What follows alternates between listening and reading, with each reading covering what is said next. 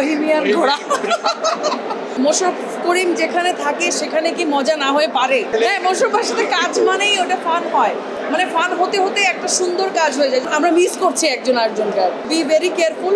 আমাদেরকে বড় বড় টি শার্ট পরে আসতে আমাদের মেন্টরি বারবার আমাদেরকে বলে দিয়েছিলেন, বোরখা পরেন নাকি আপনি ছোট কাপড় চোপড় পরে ঘুরতে কমফোর্ট ফিল করেন। যারা আসলে আঙ্গুল তুলছে তাদেরও হয়তো তোলা উচিত না। একটা মানুষ খেলতে গেছে, সে খেলে যে তার কমফোর্ট অনুযায়ী কাপড় চোপড়ও পরবে। সিচুয়েশন বা সময় উপযোগী ওইটা একটু মাথায় রাখা উচিত। খুব কষ্ট করে সম্পূর্ণ নিজের প্রচেষ্টায় চেষ্টা করেছি আসলে সিনেমাটা করে আসার। তারপরের কাজ আমাদের পরিচালক খুব কষ্ট করে করেছে এবং এটা রিলিজের সময়ও আমাদের একটা অদ্ভুত যুদ্ধ পার করতে হয়েছে। সো এটা আমার কাছে একটা স্পেশাল প্রজেক্ট, সারা জীবনের জন্য এটা স্পেশাল।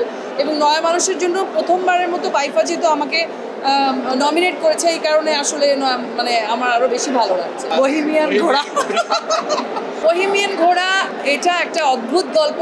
এই খুব বেশি বলতে পারছি না বহিমিয়ান ঘোড়া নিয়ে, তবে ইট উইল বি ফান। মানে মোশাররফ করিম যেখানে থাকে সেখানে কি মজা না হয়ে পারে? হ্যাঁ, মোশাররফের সাথে কাজ মানেই ওটা ফান হয়, মানে ফান হতে হতে একটা সুন্দর কাজ হয়ে যায়। যেরকম জালালের গল্প আমরা এত মজা করে এত সিরিয়াস একটা গল্প শুট করেছি, আমরা টেরই পাইনি। সো বহিমিয়ান ঘোড়াও খানিকটা ওরকম। হ্যাঁ, জেতার পরে আমরা অনেক মজা করেছি, ডিনার করেছি একসাথে সবাই। আমাদের রেশ মনে হয় না এখনো কেটেছে। আমরা টিম মেম্বাররা একজন আরেকজনকে খুব মিস করছি এবং এমন মিস করছি যে কালকে আমরা আবার মিট করতে যাচ্ছি। তারপরে আবার আমরা মানে মনে হচ্ছে যে মানে খেলা নাই কেন, আগামীকালকে খেলা কেন নাই, এই কারণ আমরা মিস করছি একজন আরেকজনকে। My mentor is the best mentor I would সে।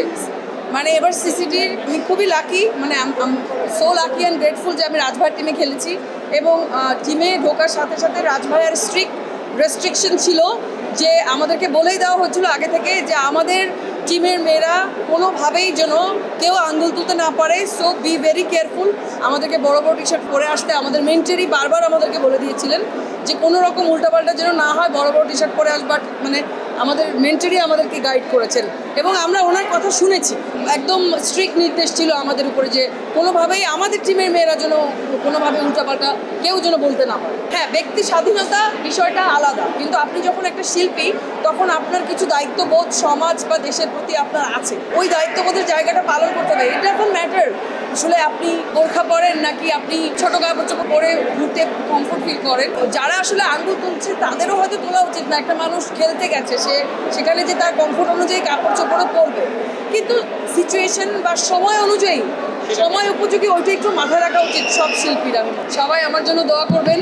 নয় মানুষের জন্য যদি আমি আজকে আসলে অ্যাওয়ার্ড পাই, ইট উইল বি দ্য মানে happiest day of my life. যদি নাও পাই, কারণ অনেক গুণী গুণী অভিনেত্রী আমার সঙ্গে নমিনেটেড হয়েছেন, অনেক ভালো ভালো অভিনেত্রী নমিনেটেড হয়েছেন। আমি যদি নাও পাই তাও আমার কোনো দুঃখ থাকবে না, আমি নমিনেটেড হয়েছি, এটাই থ্যাঙ্কস গড।